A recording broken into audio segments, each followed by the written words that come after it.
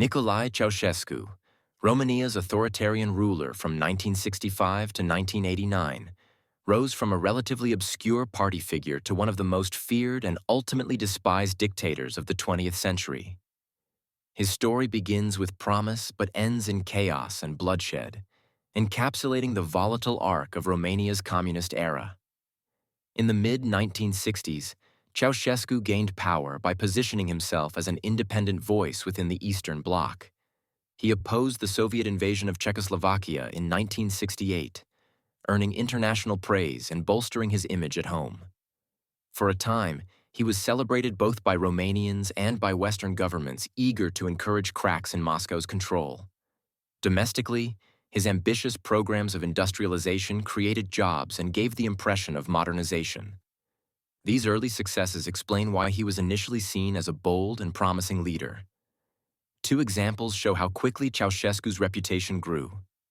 First, his foreign policy independence, especially standing against Soviet tanks in Prague, earned him a reputation as a maverick among communist leaders. Second, his domestic industrial push, though flawed, provided early improvements in living standards that made many Romanians hopeful. Supporters in this period hailed him as the genius of the Carpathians, a leader who combined nationalist pride with socialist ideals.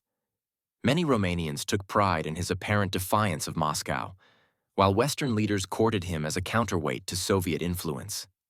But beneath the surface, Ceaușescu was consolidating absolute power and laying the foundations of a suffocating cult of personality.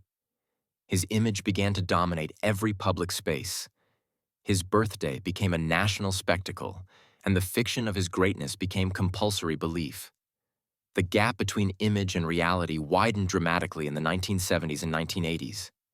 Ceaușescu's economic mismanagement led to debt crises, food shortages, and rationing. His obsession with massive construction projects, such as the colossal Palace of the Parliament, drained resources while ordinary Romanians queued for bread and fuel.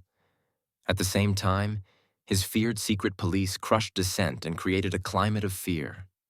Historians note that Ceaușescu's cult of personality blinded him to the despair of his people. The more he demanded adulation, the more resentment simmered beneath the surface. By the late 1980s, Romania stood isolated, impoverished, and seething with anger. The dramatic collapse came in December 1989. Mass protests erupted, the army turned against him, and within days, the once untouchable genius of the Carpathians was reduced to a prisoner on trial. On Christmas Day, Ceaușescu and his wife Elena were executed by firing squad, a brutal and symbolic end to decades of authoritarian rule. Ceaușescu's rise and fall underscores how quickly power built on propaganda and fear can unravel. His life remains a cautionary tale of how initial popularity, inflated into megalomania, can curdle into tyranny and end in disaster.